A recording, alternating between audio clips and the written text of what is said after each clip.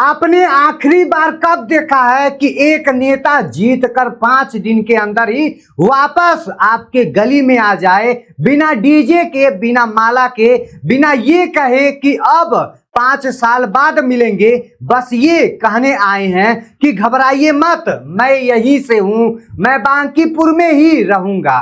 पटना के बीचों बीच वाला इलाका जहां हमेशा से एक ही पार्टी जीतती आई, जहां लोग कहते थे कि यहां कोई दूसरी पार्टी जीत ही नहीं सकता, उसी जगह पर चुनाव के बाद जो भाषण दिया गया है वो भाषण नहीं था, वो एक लिस्ट थी, वादों की लिस्ट। और जो बोलते थे कि बांकीपुर में विकास नहीं होगा, उनके लिए यह तमाचा है। नमस्कार, मैं हूं आदेश वर्मा, आप देख रहे हैं पॉलिटिकल सच्चाई। अब सवाल ये है कि ये वादे हैं और क्या ये वादे पूरे हो सकते हैं? इसे समझने के लिए हमें जन सुराज के संस्थापक प्रशांत किशोर की इस बयान पर थोड़ा अमल करना चाहिए। ये आप पहले वीडियो देखिए। हुआ हो रहा है वो बंद हो जाएगा। हमने 3 महीने का समय लिया है।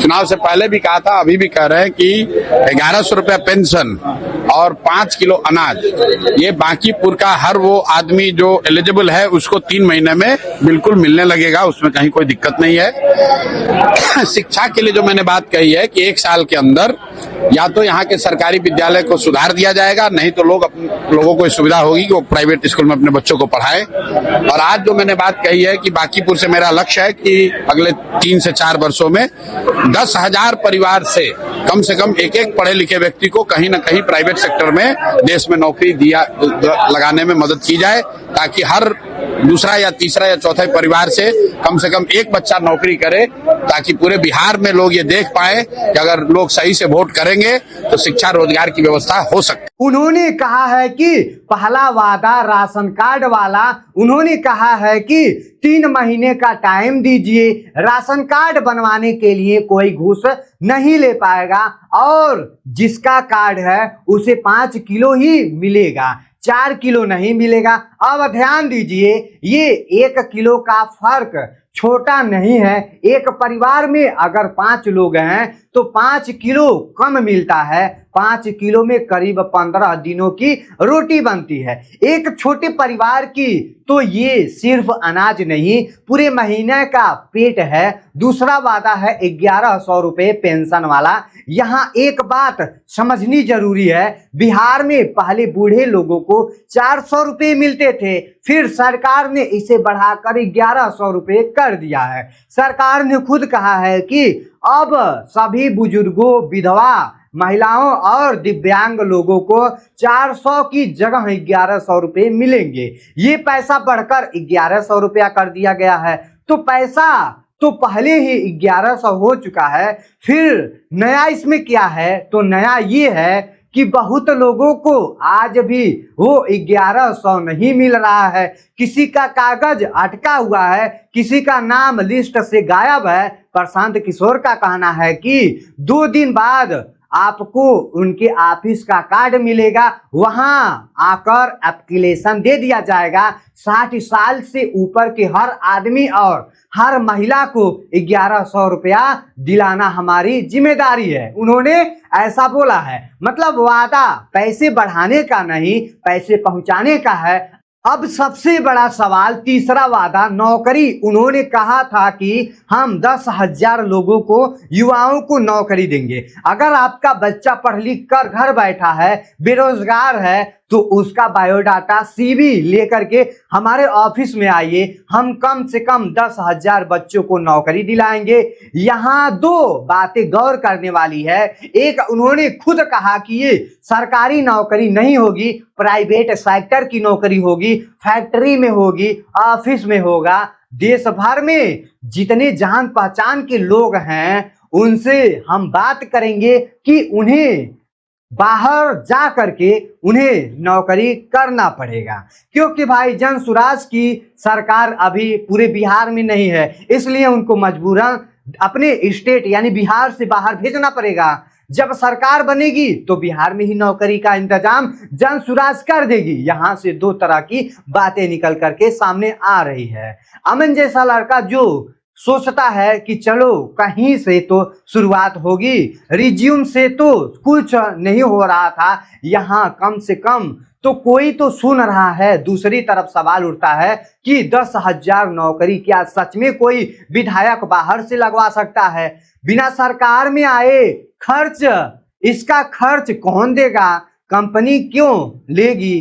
क्या ये लंबे समय तक चलेगा? ये सवाल भी लोगों के मन में है और ये सवाल पूछना गलत नहीं है। अब चौथा वादा जो सबसे ज्यादा चर्चा में है, पढ़ाई वाला। उन्होंने कहा साल भर का टाइम दीजिए, या तो सरकारी स्कूल इतनी अच्छा हो जाएगी कि आपका बच्चा वहीं पढ़ लेगा, और अगर नहीं हुआ तो आप अपने बच्चों का नाम प्राइवेट स्कूल में लिखवा दीजिए। फीस की टेंशन मत लीजिए, क्योंकि वो हमारे ऑफिस की जिम्मेदारी होगी। ये प्रशांत किशोर ने बोला है, फीस हमारी ऑफिस देगी। अगला दशहरा से पहले ये हो जाएगा। यहीं पर कहानी इमोशनल हो जाती है, क्योंकि हर गरीब माँ बाप की एक ही इच्छा होती है, मेरा बच्चा अच्छा पढ़ ले। सरकारी स्कूल में टीचर नहीं, बेंच नहीं, पानी नहीं, प्राइवेट स्कूल में फीस इतनी की भर नहीं सकते। अगर कोई कहे कि फीस हम देंगे तो सुनकर लगता है कि चलो किसी ने तो सोचा है, फिर बिहार की तस्वीर बदलने की कोशिश की है। एक विधानसभा में कितने बच्चे हैं? हजारों। सबकी फीस अगर साल भर में देनी पड़ जाए तो कितना पैसा लगेगा? कहां से आएगा? क्या ये हमेशा के लिए होगा या फिर एक साल के लिए? प्रशांत किशोर ने इसका जवाब भी अपने भाषण में दिया है। उन्होंने कहा है जितना जीवन भर कमाया है, जितने लोगों ने हमसे फायदा लिया है, उसको बोल दिया है कि मदद करो। मतलब वो अपने नेटवर्क और अपनी कमाई से ये करने की बात कर रहे हैं। आपको ये बात माननी भी है और परखनी भी है। अब पांचवी बात जो भाषण में सबसे अलग थी, राजनीति वाली। उन्होंने कहा है कि हमने आपसे वोट भाजपा को हराने के नाम पर मांगा था। कहा था कि अगर हराएंगे तो यहाँ का लीडरशिप सम्राट चौधरी का तरीका बदलेगा। उन्होंने कहा देखिए, जब से बांकीपुर का नतीजा आया है, बिहार में एनकाउंटर की बात कम हो रही है, फैक्ट्री और पढ़ाई की बात ज्यादा हो रही है। ये आपके वोट की ताकत है। भरत तिवारी के मामले में खबर आई है कि 11 लोगों पर FIR हो गया है। ये मैंने नहीं किया, आपके वोट ने किया है।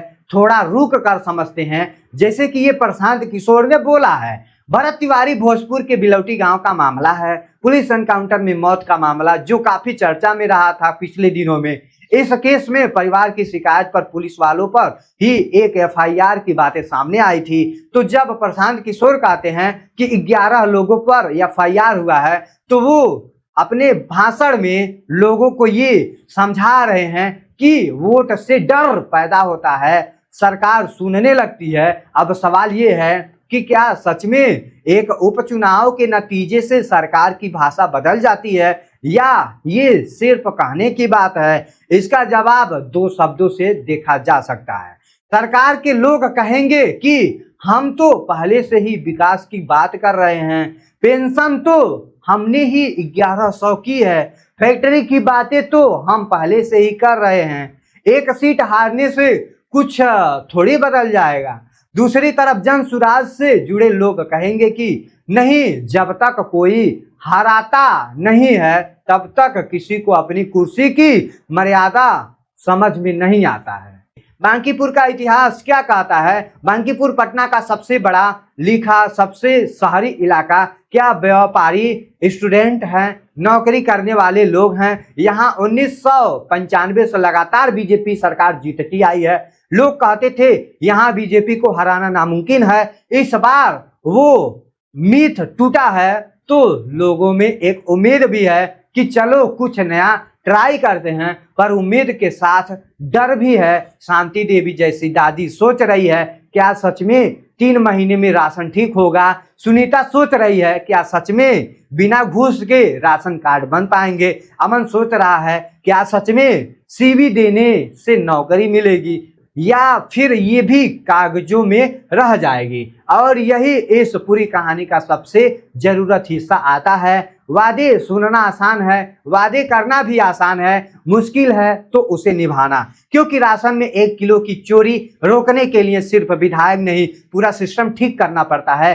और आखिरी सवाल आपसे, जो ये वीडियो देख रहे हैं, तो क्या आप चाहते हैं एक नेता जो हर शादी में आए, माला पहने, फोटो खिंचवाए, या एक नेता जो ऑफिस में बैठे हर पब्लिक का, हर गरीब दुखिया का समस्या हल करे? क्या आपको इस तरीके का नेता पसंद है, या फिर आपके घर घर तक आकर के आपकी बातें सुने इस तरीके का नेता पसंद है? आप कमेंट सेक्शन में जरूर बताइएगा। और आपको इस प्रशांत किशोर की फैसले पर क्या कहना चाहते हैं, ये भी कमेंट सेक्शन में बताइएगा। जय हिंद, जय भारत।